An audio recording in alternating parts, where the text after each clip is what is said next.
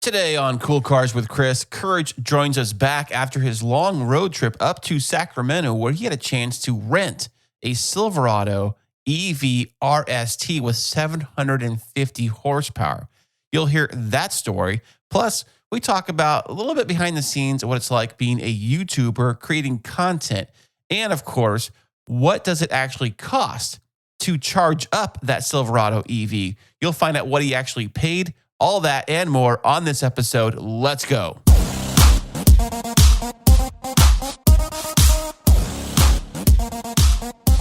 All right, we are back with another edition of Cool Cars with Chris. And like always, we have our amazing co-host from up the north, up the 15 freeway. We have Courage. How you doing today, buddy? I'm doing well. Thanks for the intro. I appreciate that. Glad to be on. Always fun. The famous YouTuber Courage himself. How is your YouTube channel doing, by the way? It's doing decent. This week I've been a little off on kind of posting schedule, so I've mainly just been keeping an eye on some of the analytics from some videos I posted last week. But I got a lot of some back footage that I'm going through now, and I already have like 2 or 3 videos planned. So just working through. It's the grind, but I'm having fun with it, and I feel like it's getting some steady growth. That's great, man. Yeah, I mean, you're doing great with your YouTube channel. When you do post stuff, do you normally try to post like every week, every other week, or you just kind of post when you have something ready? Usually I do try to have something every week, but usually for like long form, like my, any videos that are longer than like 4 or 5 minutes, that's like, I try to do that every 2 weeks.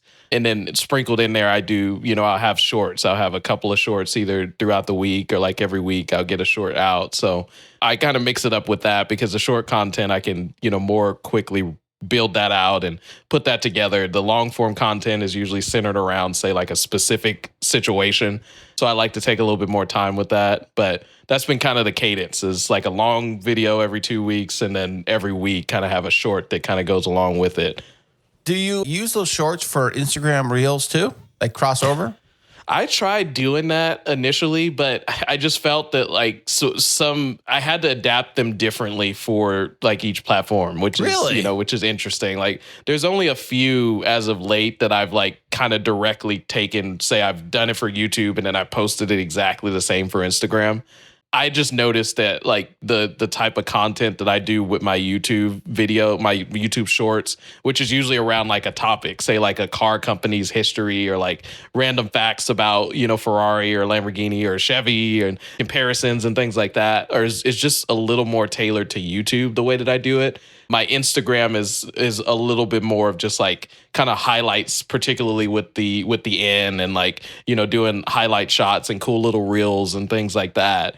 I'll probably have some more crossovers as the two kind of platforms grow, but yeah, I kind of make different content for different platforms, if that makes sense. Yeah, it does make sense, but I'm kind of lazy, so I just make it once and then send it out to everywhere I have an account. Just send it out and you all can enjoy.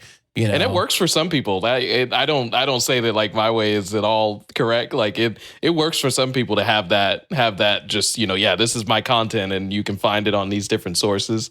But yeah, I've just kind of adopted that. I just kind of have this approach for YouTube and then I have this approach for Instagram, and it seems like it's kind of working a bit. I think the audience is much different on YouTube versus Instagram. Maybe they're the same. Maybe, I don't know. And I wonder if the audience is different, say on like a TikTok versus an Instagram account. I don't know. Listen, I'm no expert in this kind of stuff, but I'm just like winging it as I go and just figuring it out, making something that I think it's fun. Well, here, I'll just put it here, put it there. I own it. It's my content. I can do whatever I want with it, so I can send it out to anywhere I want. And anybody can enjoy it no matter where they're at. I kind of think of like I don't want a certain platform. Like say some people only post on one platform, right?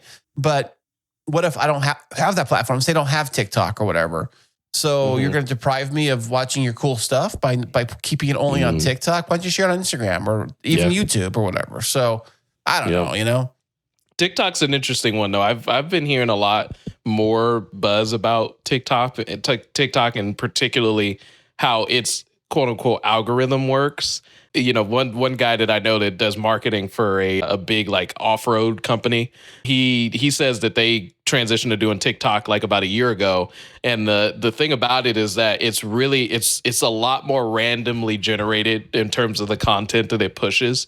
And it's actually really centered around, I think all content is centered around like what's trending. But TikTok, he was telling me, particularly music is like a big part of TikTok.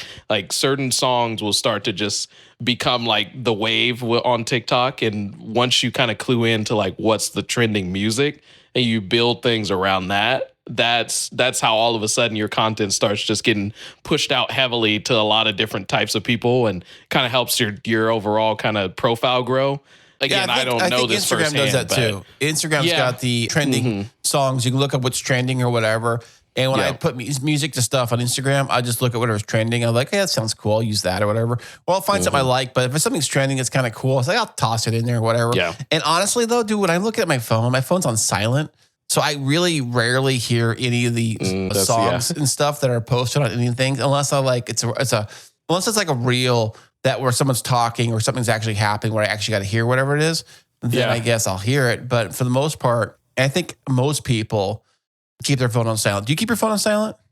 Yeah, pretty much. Yeah, like, and sometimes I'll do it just because like I've lost my phone sometimes, and I'm like, man, I wish I just like had taken it off silent. But that's a really good point. And actually, a funny thing about that is I started with YouTube, particularly. I started to notice an uptick in like views on my short videos when I started using captions on my videos. Yeah. Because a lot of people, and I'm like that too, where like you said, like sometimes I won't have my volume on, but I'll watch a reel and read the captions, but I'm not listening to the audio.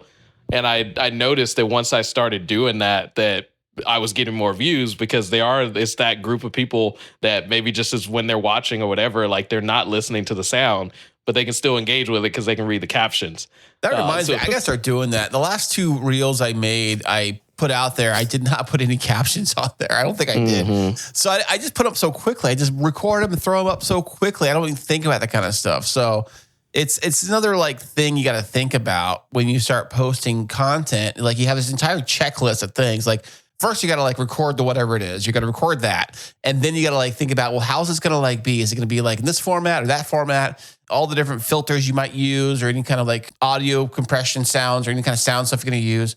Music you're going to choose for whatever you're posting, if you have music on it and stuff. The list can go on and on. So I think that it helps having like either a mental checklist or just have it written down, you know, like it kind of helps me to like know when I do a podcast that I have these check marks I got to do, especially with clients and their show, which is pretty simple, but I still have kind of the same format, like record it, like do some editing on it, make it sound great, make it all sound perfect. And then the rest of it's like the show notes and the titling and all that kind of stuff, which for the most part, AI handles all that stuff because I mean, I was horrible at titling episodes before. It was kind of basic stuff. So, but anyways, you were going to tell me that you had an interesting week. Was it last week or the week before that? Some cool car stories. What you got, man? Yeah, so it was, I guess you could say we're still in this week, but the first half of this week, I actually had to take a work trip up to Sacramento. You drive or fly for that? I flew this time. I have taken that drive because I'm from the Bay Area originally. And so I've taken that drive before in the past, but it was just too tight of a turnaround to drive up there. So I flew, which luckily with all of the shutdown and all of the, delayed flights, I had a smooth, flight there and back. That is incredible. So, that is a hero story in itself, buddy. Absolutely. I am very grateful that I didn't have to deal with a lot of that situation, but not related to cars, actually. I'm really impressed with the new airport, the new terminal here at San Diego. Terminal 1, it's all done, Terminal right? 1 is, it's pretty much done, and it's gorgeous. Like Is it better than Terminal 2? I've never been. What? I've never been in Terminal 2 because Really? I've always flown Southwest, and they've always been in Terminal 1. That's right. Yeah. I mean, I flew Hawaiian out of Terminal 2. I guess the only 2 times I've been out of Terminal 2 was Hawaiian, I think about it. No, maybe I flew. Yeah, I did fly in Terminal 2 a couple of times for other things too. Yeah. Yeah. Yeah, I haven't experienced Terminal 2, but yeah, I mean, because I think they're gonna now move to Terminal 2 now that they're done with 1, I think. But it's gorgeous. Like I'm a sucker for a lot of like architecture and like these like cool like, kind of designs and things that they incorporate into like, hotels and airports. But they did an awesome job. I was proud of it because I'd fly to other places and like I come back to San Diego. Like San Diego's such a beautiful place. Like why does this airport not represent that? But it's so small, man. They got one runway. It's really small. It's really, really hard to fly into San Diego. It's like one of the worst airports of all the airports we have around here. Well, I guess in the country, that pilots like say it's like very challenging to fly. If you see how the flight path, you're flying in like over like apartment built, like you're going straight through downtown Gaslamp. Yeah, like your wings can like clip buildings. Oh my god! I mean, it's cool when you're on it and you're watching and you're like seeing yourself come into the airport like that as a passenger. But I can't imagine the amount of stress you're under as a pilot. Well, they do it time and time again, though. I don't think they've had any accidents. That I know of. I mean, they had that one back in like the 70s, the one that crashed. I think it was in North Park area. But that was because a Cessna clipped the airplane. They collided. Oh, they actually had a collision. Wow. Yeah, and then the plane came down. There's a whole, I think it's somewhere North Park area is where it went through a whole neighborhood. This is like the late 70s, early 80s, sometime around then. Every year on the anniversary, they always have a thing on the news about it. They always go over there to the crash site. There's like a memorial and all that stuff. And they talk about it. I never even knew about that. Yeah, they talked about it just recently. Whatever they happened, I think it was in April. But anyways, so go on. Yeah, so I flew out to Sacramento and plugged to Turo. They sponsor people, so maybe a potential sponsor. But I ever since I discovered Turo, and if you don't know about Turo, is basically like an Airbnb for cars, essentially. So people are renting out their cars the same way they would rent out their place in their house. Now, or whatever. Are they only personally owned cars, or could it be like a company who had a fleet of cars wanted to do that too? They do that now too, which the guy that I actually rented through, he has a fleet, I guess you could say now. He has about 3 to 4 cars hosted on the platform. And so, that qualifies as a fleet for them. And so you do have companies that, actually have transitioned from, say they knew how like inner workings of like, rental car companies with airports worked, and they sort of just kept that same idea and moved over to Turo. But this guy had a few cars, one car that I thought would be great to make content around. And because I knew I was going to be doing a bit of driving, because I was actually going to go to Oakland and see some family and things like that. And so I really wanted to drive the Charger EV, because I know that car. Don't get a ticket for having a loud exhaust. Quote, quote, wink, wink. I'm telling you, I heard one in person recently. I heard one drive by. I was in San Diego area, down by La Jolla area actually, and I heard one drive by, and I heard like what that sounds like, and I was actually pretty blown away at like how loud it is for something that is completely fake. It's like, does it have like that bass like rumble, or is it kind of like a higher pitch sound? No, it really is like a bass rumble. Like if you knew absolutely nothing about cars, you would just think that it was a loud like Mopar car driving by. Does it sound more like a V8 or V6? No, that's the weird thing about it, is that it's almost just noise, because it's not like a traditional engine where you kind of hear it go up and down the rev range. You kind of hear it go like accelerate, but it's really just like a constant rumble that kind of comes out of the car as it's driving by. Yeah, so, I kind of imagine it's like when you were a kid and you put like a playing card in the back tire of your bicycle. Yeah. And it's like, it does sort of like increase as you increase speed, but not the same way that an engine does. Okay. So, it was, but I mean, I've seen so much content and so much, kind of dislike and, about the Charger EV. And when it first came out, I thought the car looked like a Charger, which, they kept the look while still evolving it, which I thought was impressive. And I mean, we knew that they were going to try doing an EV. And so I mean, it has the power, it has like 500 to 600 horsepower, and like even the base model. And I thought that them kind of doing the fake engine noise, to be honest, I thought it was cool. Like I was, it's not going to replace what a, V8, sounds like, but I thought it was a cool concept. So did you get to drive one? So that's where the story gets interesting is I didn't get to drive it because funny enough, even if it's an EV Dodge, it was in the shop during the time where I wanted to rent it. How ironic is that? So he messaged me after I booked it. What could be the shop for? I don't understand how EVs can go in the shop. Is it for like a software upgrade? I mean, I don't know what else could it be. The only thing that I can think that it would be in the shop for is probably something like brakes. Like, oh yeah, they still use brakes and tires. The brakes and tires, because brakes are just the car is so heavy. Oh, it's probably it's heavy regardless if it's electric. Those are big cars. Yeah. So add batteries, and I'm sure that car weighs 5,000 plus pounds or something like that. And so that's the only thing that I can imagine. I mean, hopefully it's not like software issues or something like that. But yeah, I heard about Dodge and their software issues with their touchscreen. I heard it always glitches up, has issues and stuff. Maybe that's what it was. But I don't know. So what car did you end up getting then? So this is actually going to turn into some content on the channel. So, anybody who might kind of, tune into both sides of the coin, your podcast and watch any of my videos, this is going to be me going out on a limb for my first kind of bigger production, non-Elantra in content. Okay. But I've never experienced big trucks before. Like in terms my size truck or like bigger trucks? Bigger, a bit bigger. In a sense, a bit bigger. And he has a kind of EV fleet. And so he had two other cars. He had the Cadillac Lyric, which, kind of they're like SUV type, luxury. It's like the Suburban, but the Cadillac. A little bit. Is it bigger? Yeah. Same thing probably. No, it's about the same. It's actually probably a little smaller than the Suburban. But he also had a Silverado EV. Oh, that's the same size as my truck. It's a 1500 or whatever. Yeah. Okay. So yeah, they're probably about the same size, but I've never experienced driving a truck like that. What? In terms of that size truck. And so I thought it would be a really interesting experience to obviously feel that kind of truck lifestyle a little bit, experience that for a few days, but also experience obviously a truck that's got 750 horsepower. Yeah, it's all electric. And is it really quiet when you drive the thing? Real smooth and quiet? The loudest thing is obviously the fake noise that they use to they put basically fake noise alert. In that too?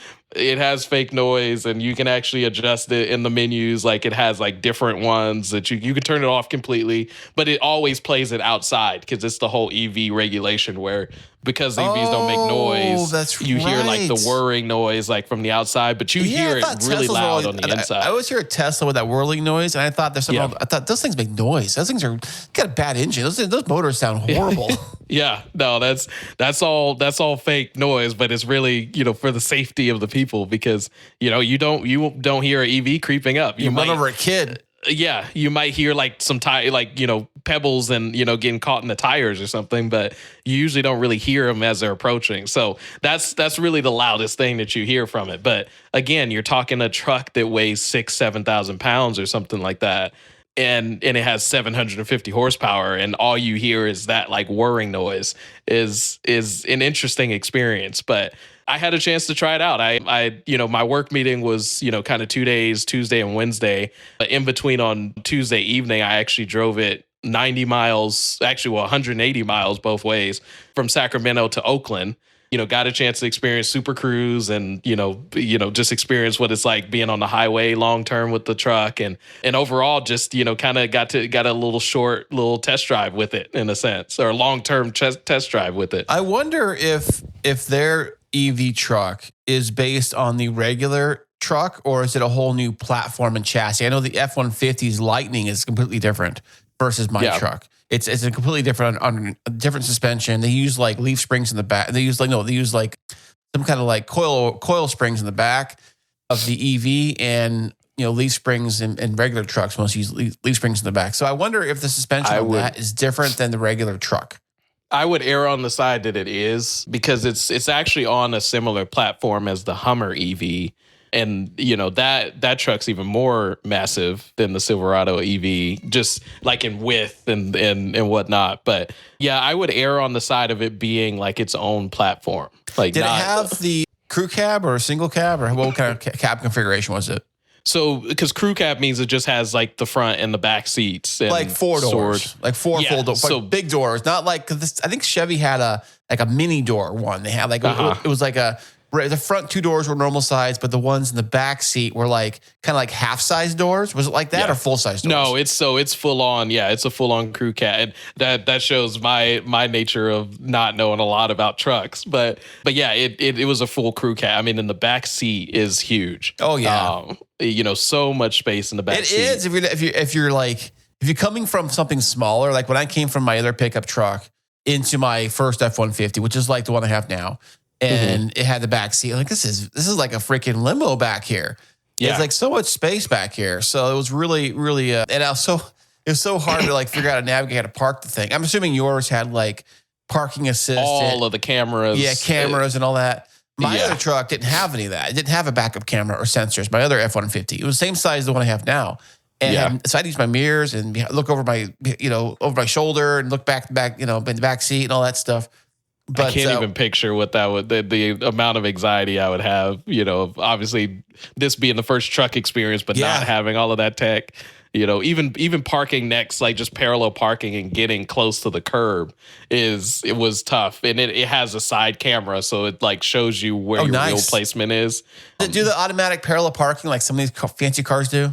I don't know if it did. I didn't get too much into those type of features. It probably does. And I think the RST version, which is what I have or what I had, does like the crab walk feature, if you've heard about that. So it's the same one that the Hummer EV does. It's a crab walk. I think it does. Yeah. I didn't have a chance to kind of dig enough into it to kind of figure out if that one had that feature. But I have seen videos of it doing that.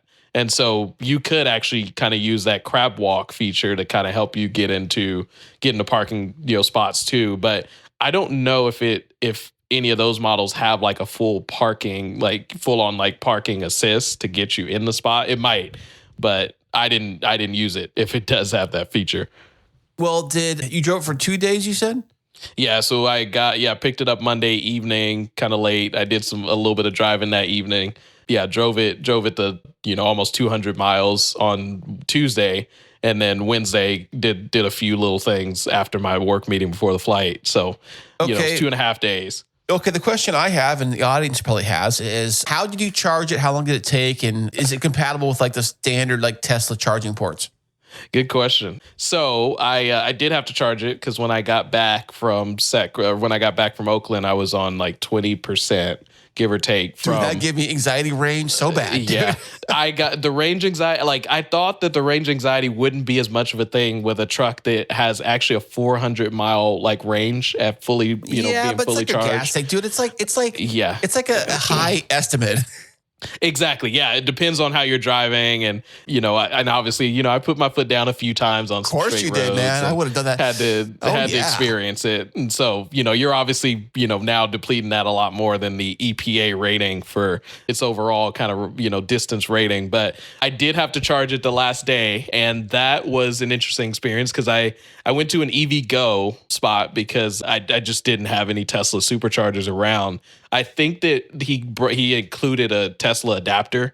So I think it does have the capability to charge at like a Tesla supercharger, but you'll have to like plug in the adapter and then, hook it up and go through all of that. And so, but the EVGo that I went to was like a fast charging EVGo that like charges at, up to 350 kilowatt hours, I believe.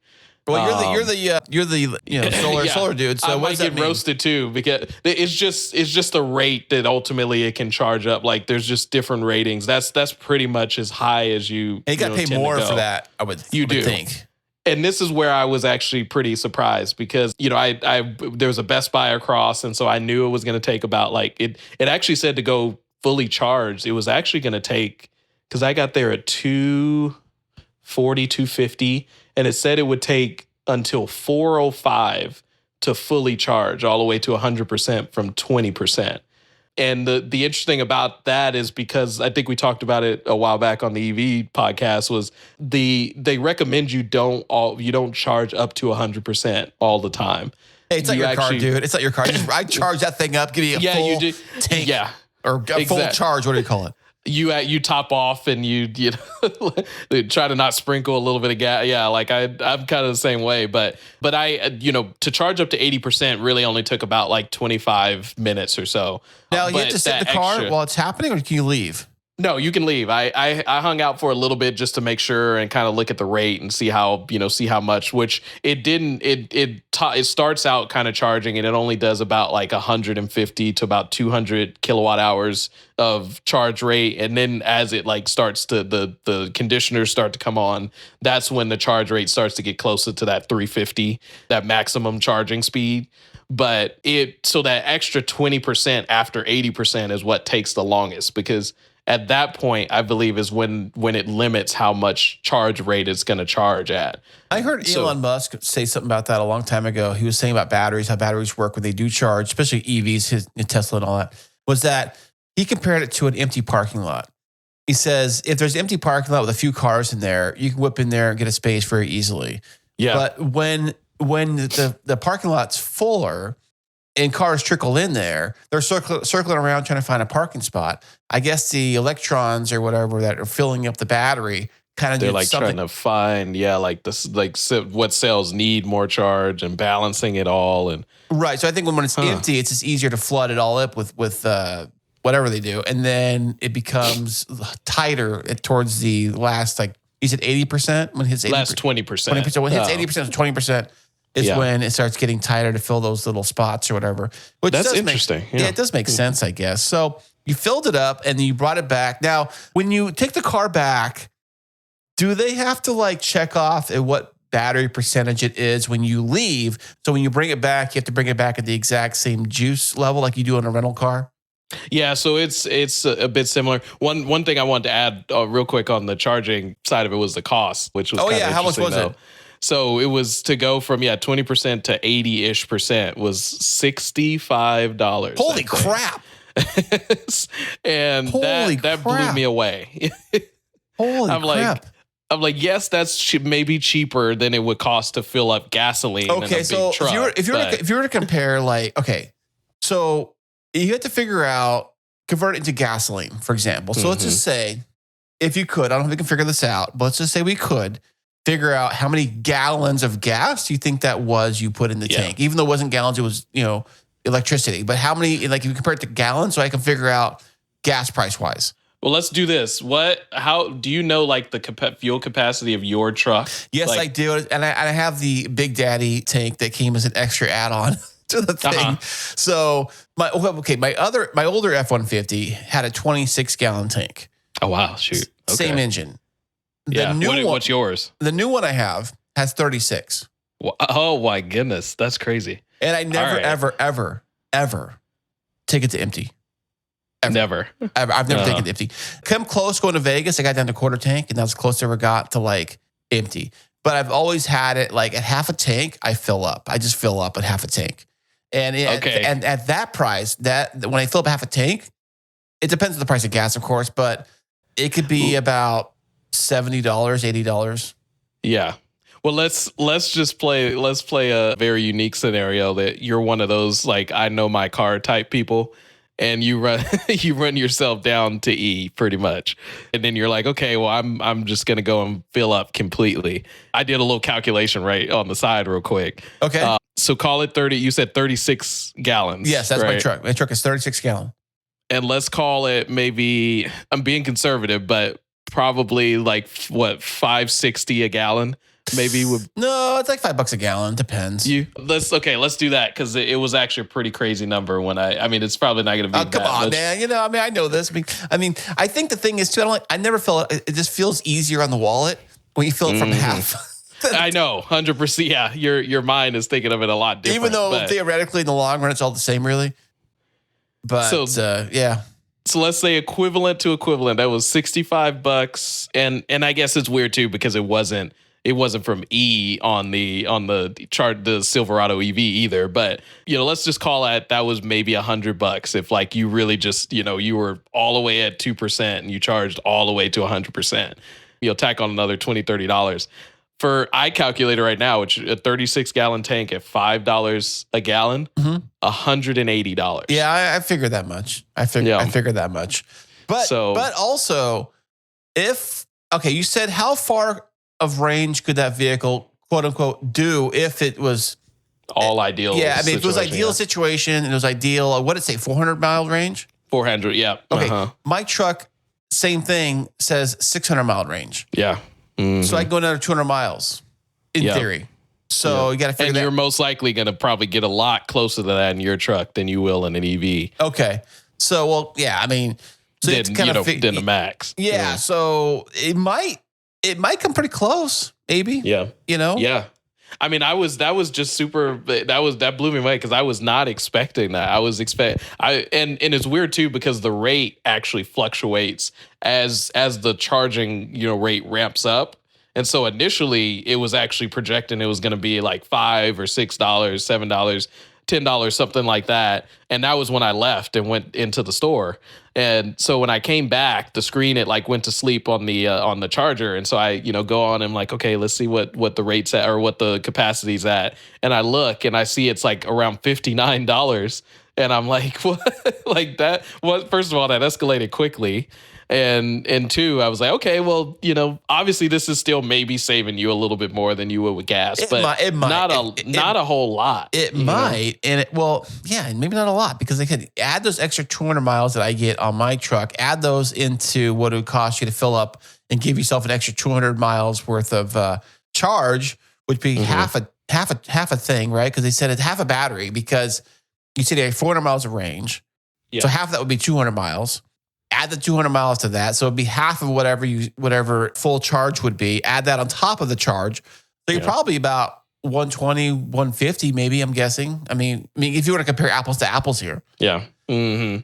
Yeah. So, no, you're not really that far off. And, obviously your source of power is different. You can get into that conversation, but it was kind of an interesting, situation to kind of see that this is an expense. Like, I think a lot of people get into EVs, because they feel like, going electric is maybe going to save them, a decent amount versus like having to buy gas and all of that. But, if you're really needing to do a long commute, especially in something like this, obviously consumables are a factor, your tires, your brakes, things like that. But, charging is it's not that far off from, needing to get gas a lot in my opinion, at least. Well, again, range anxiety kicks in once again. Our good old friend, range anxiety. Yeah. And I think that, like I said, EVs are great if you have something somewhat small, like a small SUV or like even those Tesla 3s or Tesla with the doors that swing up and open or whatever. You get those kind of cars and they're, fine. You can run around in those and if you live in the city and stuff. I think the last Uber ride I was in up in LA for the Charger game, we had a Tesla the guy had. And I was watching that little screen on the dash and it has like all the different cars going across, like all these like silhouettes of cars and people kind of going across the screen and around you and in front of you and all. I thought it was kind of cool to see that kind of stuff as we drove to the game. But yeah, I mean, I guess if you live in the city, but I don't know about long distance driving with something like those. It just takes a lot of planning. Yeah, and to be honest, I think there were some pros too, more so in the sense of, just the space, the comfort, the comfortability, like, just what they're able to do with an EV platform truck versus a standard truck. It's kind of cool to see that progress. And you had that Frunk, you had the Frunk in the front, You right? had the Frunk. The Frunk was definitely cool to have. You got a massive truck bed, which in that I think you had mentioned how in your truck you can take those seats out, drop those seats flat, and then, have sort of more storage space in there. Yeah, I don't know about the Chevy, but I know that with mine, the actual back seat, there's two back seats. It's not quite split in the middle equally. It's like a longer section, and then two seats are connected. They fold up in a bench, and the other third seat on the side. But all of them can be flipped up, and they lock into place up. And it leaves a big flat cargo area in the back. So you can like put all kinds of stuff back there or whatever you want to do. It works out great. I love it. I love it so much. It's fantastic. Yeah. Yeah. No, I think it kind of has a similar setup with that. And they also have, I don't know if you fully have to remove the seats. I imagine you probably do. But you can obviously take the seats out and then you can take out the panel basically that separates the bed from the cargo area or the actual, the inside the truck. And you can then take that out and the glass and have that entire space to haul something in. No way. It kind of reminds me of that old truck they used to have. Chevy had one. It was called the Avalanche, I think. And Chevy, I don't understand why they didn't call this car the Avalanche. Because if you look at it, it looks just like the old Avalanche in terms of its design. Some of like the callbacks to like that weird pillar in the back. Yeah, it was such a missed opportunity to not call that the Avalanche. I didn't mean to interrupt, but I was like, man, what's this one called? It's just a Silverado EV. It's how unique. Yeah, exactly. And their whole thing is like, anything that they make EV from their regular cars, they put a blue E is like the signifier. Yeah. But man, I thought it was, and maybe that's why they didn't do the Avalanche. I mean, they could have made the E at the end the blue. Like, it was. Look at you. It was such a missed opportunity because my brother has an Avalanche. He has I don't know a year, but early 2000s, and you can definitely see the callbacks, and you can see that was a little bit of an influence of design. Yeah, the Avalanche. I never really understood it when it came out. Is it supposed to be a Silverado, or is it not a Silverado? Is it supposed to be an SUV, but it's not really an SUV? Like, yeah, I was kind of like a weird, I remember those things came out. I remember the commercial came out for it, and they made a big deal about how it can transform into like an SUV and a truck. Yeah, but not really. I mean, I don't know. I mean, they were making them at the same time, right? Like they still had a Silverado, of course, at the same time with So yeah, I guess they were really trying to kind of blend more. The Avalanche was maybe a little bit more of like an SUV truck combo, whereas like the Silverado was like a pickup truck, maybe. Yeah. Well, honest review opinion. What do you think of the whole thing, all in all, as you drove it? Whole thing, I mean, I thought it was cool at the end of the day. It was just cool Super Cruise is, in my opinion, a lot better than my experience with Tesla's self-driving. So for those who don't know, what is Super Cruise? So Super Cruise is essentially adaptive cruise control, but it's also a step forward where it is truly hands-off steering and basically, self-driving at that point. And the way that Chevy is able to actually market it as fully hands-off is because it's only available on mapped roads and it's usually like major interstate highways and other like very well-known state highways that they're able to actually map. I wonder why that makes a difference. I just think that the level of potential, issues goes down when the system knows exactly and has fully mapped out these roads. But if you look at your maps in your car, like I follow like Apple Maps or whatever, it shows the exit. It shows like the trees along the exit. It shows like the structures on the right side or left side. Yeah. It shows that stuff on any road you drive on. Yeah. So I just wondered why they need to have their roads mapped out. The traffic is going to be different, from today to tomorrow. Well, that's where the adaptive cruise comes in. So it has adaptive cruise control. So it knows like when a car is in front of you and like the distance to keep from the car. And then one caveat is if it knows, because it has ways of sensing when you're in like a construction zone, or if it's a highway that has like deviated because they're doing construction and maybe they've like shifted lanes over in a different direction. It instantly knows that, and it'll flag you and tell you like, okay, you're no longer in Super Cruise. You need to take control, because it now doesn't know exactly how the road goes in relation to what it's already mapped. A side note on the Super Cruise and the Tesla thing. I got to know this. Yeah. Can you get pulled over if it's driving for you? And does it automatically like pull the car over if you're like, let's just say you're quote unquote resting your eyes while you're in Super Cruise, and then the cops like pull you over, does the car follow instructions or does it keep on going? And if it does pull you over, you do pull over, you say, I wasn't driving it, the car was driving. Can I get out of a ticket? Yeah. The way that they've gotten around that, I think, is because Super Cruise specifically has an eye sensor right above the steering wheel.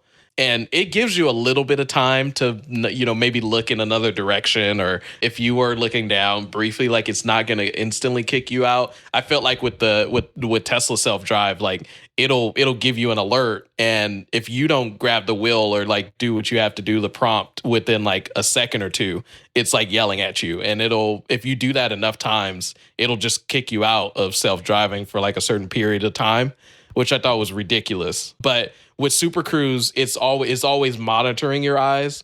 And so at a certain point, I think it's around 5 seconds or so, if you're like sustained, like not looking at the eye sensor and it knows that you're not looking forward, it'll kick you out. But can you fool it with like sunglasses though? No, because I was wearing glasses, and I could tell like when it knew that it has like a small little indicator on like the screen that shows that like your eyes are engaged, and when you're not looking at it, it shows that they aren't. And after a while, like it'll start to flash to tell you like either look or like you're gonna get kicked out of Super Cruise. Do you remember that story a few years ago? I remember when Tesla was talking about this whole thing, that this guy somehow, I don't know how he did this, but he was able to like get in the back. Yeah, get in the back seat of his car. Like let it drive for him. Like I don't know. First you have to get the car going. So I guess the car's going, and then would he climb over the seat or something while it's going? I think they got around that too now, where I think that like people that were doing that was really what sparked a lot more like a lot more nannying of like self-driving and all of like those different capabilities. But now it's basically like I don't know how you would be smart enough to trick it by like not taking off your seatbelt. Because one of the every car biggest, does that these days. It warns you seatbelts off. Yeah, so like the moment you take your seatbelt off in any car, like even in my car now, like I have steering assist, and so it'll steer for you, and then you can put on cruise control, and so you're not fully obviously autonomous driving, but it does steer for you. But the moment you unlatch your seatbelt, it kicks you out of that, and it dings and does all of the stuff. So I don't know how you would be able to trick it to be able to get out of the seat without undoing your seatbelt. If you were just that small enough and slippery enough as a person to do that, then maybe you could trick some of these. But what's funny though is that my truck, well, and at least on the passenger side anyways, most vehicles have this. It's like they have that passenger side airbag, and they have sensors built into the seat. My old truck had these built in. So if you're sitting in the seat with anything heavier than like I think 70 pounds or something like that, it thinks that somebody's there. Right. And if nobody's there, it deactivates the airbag because it can crush a kid or whatever kind of stuff. So I try to fool it and like sit up and stand up, see if I can trick it. Like I said, I'm sure that there's always some way to get around it and test the system. I'm sure probably these companies started just hiring people now to like, how do you, just like cybersecurity, like where they hired, these people to like, break their security system so that they know how to like avoid it. Like that'd be a good job. I think I'd be good for that job. I'm always finding the holes in everybody's system at work. Like we're going to do this now. I said, well, that's going to fail because of this, and this. Yeah. Well, shut up and do it, Chris. Okay. Do it and prove it wrong. And if things don't work out with anything else, I'm sure, like I said, that exists. So they're probably not posting it very often on Indeed or anything, but I bet you any money there's some positions that are out there like that. But yeah, nonetheless, back to your original question though, it was, I think things like Super Cruise, just overall the convenience of, getting in an EV and just going, you're not worried about warming up the truck or warming up the car. You just hop in, you go where you need to go. The thing looked cool. Like I just really, I sort of just kind of felt like, it was a cool truck. It was a cool car. Just how elevated it is. You're sitting above everybody. Yep. You sure are, buddy. You sure are. I was at basically almost the level of like truckers. Like when you drive by, it's a little lower. It's not as big, but you're up there. And so like there's rarely anything else on the road that's like as like high up as you are.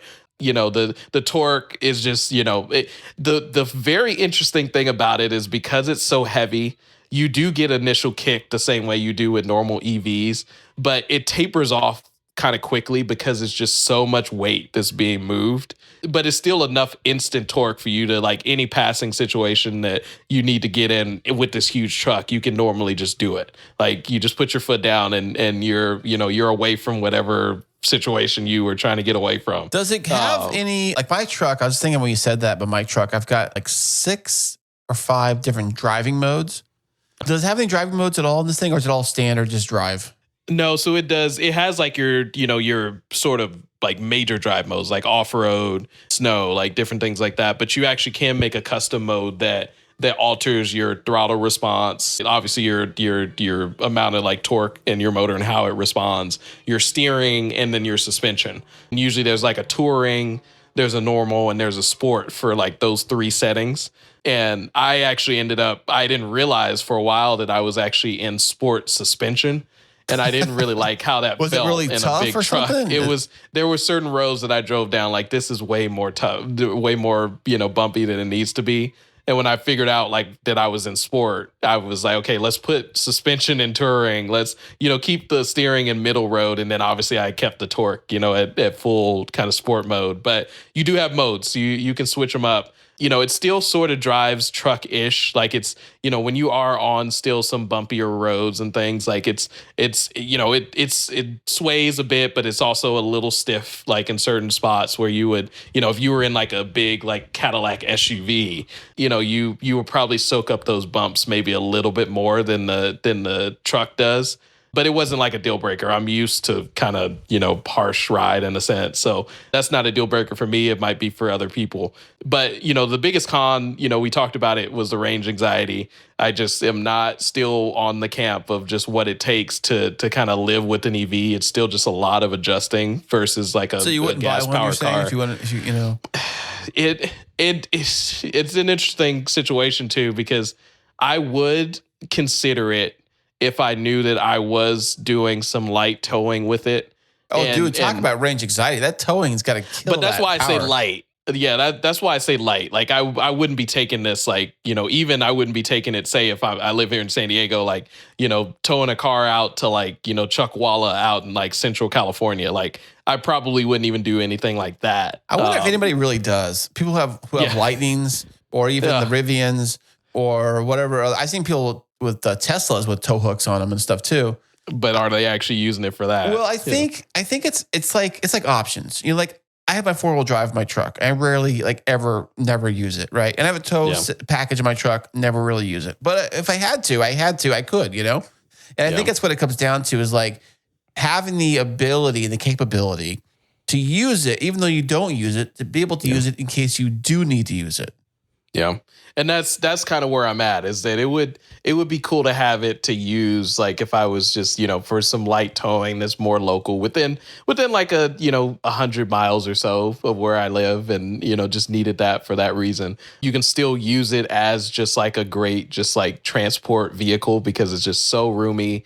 Materials are pretty nice. They're not like top notch. There is some plastics and some things like that, when what these things cost new was maybe a little bit unacceptable. Now, like on the used market, there may be. Okay, so what was did you check out the sticker price on the vehicle? I know that's a good question, because I did look up used prices, but I don't know if I looked them up. Here, take a guess. Like, how much would you buy that thing brand new? How much would I want to pay, or how much is it? Like, if you went to a dealership, you want to buy that same truck brand new, what do you think you'd be spending? I mean, I know it was over 100. Over 100. I think it was. Yeah, I think the RST model specifically was over 100. And I cheated actually, because I knew this one was the RST first edition, and so MSRP on them were actually 120. Damn. Okay, which again, that is a very ridiculous price point for, again, what a lot of people are going to use this for. And I wonder if the guy you rented it from, I wonder if he just leases these things. Do you know? I wonder if it's even possible, because you're using it for a rental car service. Is that one of the caveats? You can't do that? I don't know. I have no idea. I think it's similar to, well, that's more insurance related, I think, where I'm not using it for anything else other than going back and forth to work 5 miles away. Wink, wink, wink. Yeah, exactly. I wonder if that might be a limitation to actually being able to lease one of these, but I imagine like, a big, way of, offsetting the expenses of these is, even if he did, get a loan on the car or whatever, or the truck, like, being able to rent it out and use it for that has probably helped a lot. If he got it used though, I looked up used prices on these. This, for a year-old truck, this is probably a good little conversation piece.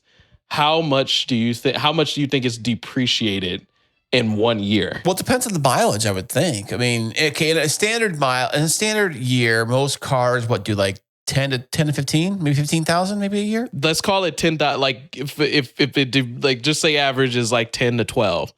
How much would you expect a $120,000 truck to cost a year later? Just if you were to take a guess. I don't know how hot EVs are these days. If they're people Not really very. buying, yeah. So I would say probably in the maybe around 90 or 89. Ooh, it would be even worse than that if you were. It would be worse than that if you owned it. But if you were looking at these and you were actually interested, you would be a lot happier. 60? I'm seeing some for like high 50s, and they're only a year old with like 12,000 miles. Well, I think the full size like EV truck department, it's kind of weird. So as far as your competitors go, what do you have? Like you have of course, the holy grail of the Cybertruck itself. And then you have the Ford Lightning, which I heard they're getting rid of that truck. I heard they're not going to keep doing it. Oh, wow. Really? Yeah, I just heard something on Instagram. I didn't, fact check any of that. I just saw somebody post on Instagram that they are discontinuing the Ford Lightning. And I'm like, that's crazy. And of course, you got the Rivian, which is smaller. And I think, of course, you got Scout coming out. I think next year, the year after that, they got a truck and an SUV, all electric. And like, I thought the Lightning was kind of cool because it was very similar to what I already have. It's like, I'm already used to the size of the vehicle. I'm already used to everything and all the buttons and all the doors and everything with the seats. And I know it, it's like moving into something you already know versus something completely it's totally unknown. But I don't know. Like, I don't know if I would, I don't know, man. I mean, I don't know if I buy one though. I don't know if I really would want to buy a full size EV. Maybe, I don't know, but they're so damn expensive. Like brand new, 100 for 60. grand. I mean, for 60 grand, like you can get you a very good Raptor for that price. Maybe Raptor. use one. I don't know. Use Raptor. Oh yeah, 100%. Yeah, brand new. Yeah, I think the brand new ones. Because my truck, the sticker on my truck was 70. Oh yeah, so the Raptors. So, but that's gonna have the Roush package on top. The Roush package alone was $15,000 on top of the price of the truck. So my truck was 55 grand. It's like for like my truck without the Roush package, 55 grand because I have two window stickers. I have a window sticker for the truck from Ford, and I have an additional window sticker from Roush. Yeah, on top, like for the Roush package. So that was then, and I bought my other truck, my other F-150. I got a killer deal on it. I think about it. I paid like $33,000 for my other truck, and it was like virtually the same truck, except it didn't have the 4-wheel drive, and some of the bells and whistles didn't have. But it was the F-150 XLT crew cab, chrome and tow, 5.0 engine, all that stuff. I paid like 33 grand for it. This is back in 2011. Yeah. So, which is. God, I would love to have a truck that size for 33 grand brand new, with a V8 and everything today. I don't think you can find it. Yeah. It's inflation, man. That's the way everything's going up. The price of everything and the price of cars. And I mean, it's crazy. I think, if you can do your homework, you might be able to find a good used vehicle that will still last and still run. And you gave a list too. I mean, on cool cars like for under under 10K. But like my mind always goes to. I'm just one of those people that when I think of like buying a new car, quote unquote, I always go used for whatever like the price point is. Like I consider what used car can I look at for that price point before I even consider a new car. The N was the only car that, and again, my car was used when I bought it, but even that car, like I was like, okay, I could try and find like a 23 model and, with no miles and try and get that. But my mind went straight to like, okay, if I can find something used that, maybe has 5,000 miles, maybe 10, like that's going to just save me so much money and it's still going to be a great experience. Yeah, the thing for me, though, was when I bought my first truck and this new truck I have, was that all of the incredibly good like interest rates are only available for new vehicles. Yeah. And all the rebates they give you and all the great deals and all the cool stuff, it usually only works with like new vehicles. Yeah. And they even top off that 36-gallon tank. Well, dude, they topped it off for free for me, man. When you buy a new car, they give you a full They normally don't. Yeah. On used cars, they don't at all. Because I bought my Z used, and I asked them for a tank of gas. They said, no, we don't do that. That's a used car. I'm like, what? I thought you guys did that. It's like, that's $40 or $50. It's like, no, we still don't do that. Yeah, so it was so nice that they washed it and filled it up and even changed out the battery for me and all kinds on my truck when I bought it. And that was great when I bought my other. Yeah, nice thing about buying new vehicles, you get that, and you get like no miles on it. I think my truck had like less than 20 miles on it when I bought it. It's whatever they took it just to like do a few test drives in the thing and take it off the delivery truck or whatever. So that is a cool experience, though. It is super cool. You know, knowing that every mile is your miles and that it's something you bought. You're the only one that had it, so you know every problem with the truck, every ding is your ding. It's your thing. Because when you buy a used car, even when I have my Z, it's like all these little quirks and different things. Like, what did he do here? And what's this here? Did he fix this? Did he not fix that? Is this damage from him or is it from whatever? It's like dealing with other people's problems when you buy a used car. It is a good point. You know, and I think it also depends what you use the car for too, because if you know you're going to put like a ton of miles on a car, like if you do like say a traveling salesman kind of job or something where you're like real estate or something where you're traveling a lot, you obviously can't lease a car because you're going to go way over in miles on a lease. And if you buy a used car, you're going to put the thing in the grave early. Or you just gonna have to deal with just headaches with something that might not be as reliable as you expect it to be as well, and then when something does happen, you're covering the costs, and I mean that's a good point. There's all these things you got to factor, and I was going to tell you that I think there is like a mathematical formula to the sweet spot for when you actually buy a used car. Like there's a spot where the depreciation hits a certain level to where the car is still like considered in like kind of newish range still. I think it's around maybe 4 years, maybe I'm thinking 4 year, 5 year with like 60,000 on the clock, something around there, maybe 50,000, maybe if you can get around 50,000, 5 years old, maybe it's kind of like the sweet range. Cause that way it depreciated the most amount of the value. I don't know, that's a whole video I saw on this, like figure out the way to buy a best way to buy a used car, like what time and mileage to buy a used car. Because some of these used cars, like when you said, like the EV, it lost that much money in 1 year. Now imagine in 5 years. Yeah. Mm-hmm. And you probably can get down for like maybe 30 grand. Yeah. You always wonder where the floor is for something with 750 horsepower and like, essentially a luxury truck. But yeah. I see. There's always pops up in my head about how low can this really go before it's just absolutely ridiculous, and you're just like you have to buy it. Like, if you want to know the vehicle that like depreciates the most, go look at used Range Rovers. Oh yeah. They start at like 120 or whatever they are, and then I seen them for 10 grand, like 10 grand. Dude, but that thing will give you so many nightmares. I've heard horror stories about Range Rovers and used Range Rovers always in the shop, and everybody who's had one hates them, and they're just money pits. And if they're money pit, and that's why they drop so much in value. You see, you'll see a lot of BMWs too. Like I've seen some BMWs. Yeah, I was gonna say BMW, some older Mercedes. Like, like not even that old. We say older, not like that old. Like 2014, 15. Yeah. And they're selling for like 10, 12 grand. Yeah. That was like an $80,000 car. So that's something you have to be really consider when you buy something like that. And you got to like figure out, why was this car? You think it's a great deal. Be like, why is it a great deal? Yeah. You got to really scrutinize that. And it depends what you want to do with the car. If you want to keep the car in the shop, make it a project car for the track or whatever, fine, whatever. That probably doesn't matter. But if you're actually going to depend on that car to drive 300 miles or whatever you got to do for your work or whatever you got to do, then you might want something that's probably more reliable. And that works best for you. So I'm glad that truck worked out for you, man.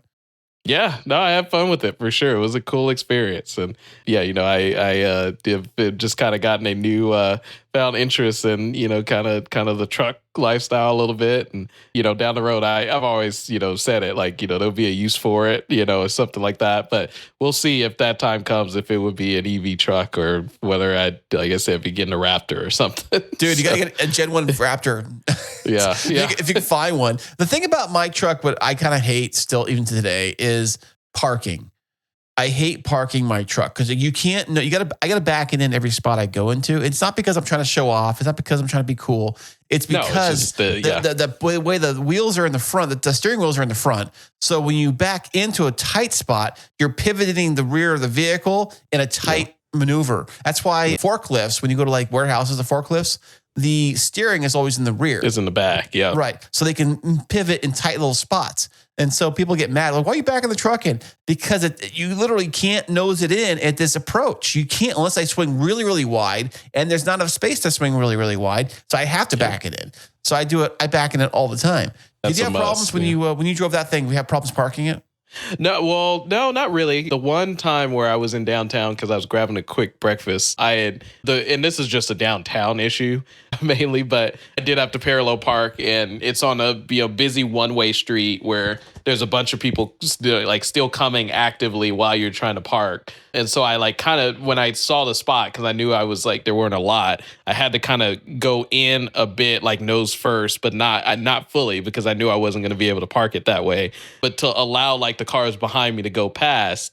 But then as I'm trying to come back out a little bit so that I can start to then back in and actually park properly, you have to worry about all of the people that are in the lane next to you that don't care at all that you're trying to park, and they're just trying to go straight.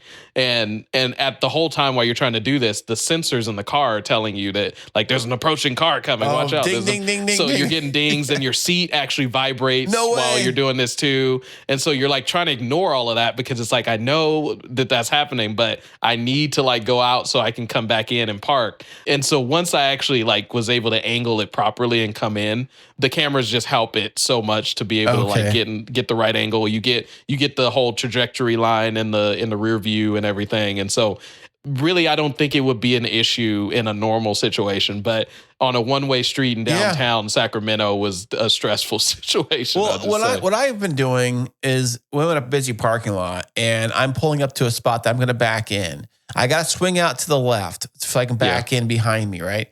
And I'll turn my four-way flashers on to kind of alert people, because people try to sneak in behind you while you're backing up, which is totally dangerous. Here I'm backing into a spot. You're trying to close the gap between me and the spot. You're going to get hit. So that sometimes happens. And sometimes people are confused that you're back in the vehicle and you think you're going to nose it in or think you're doing something else.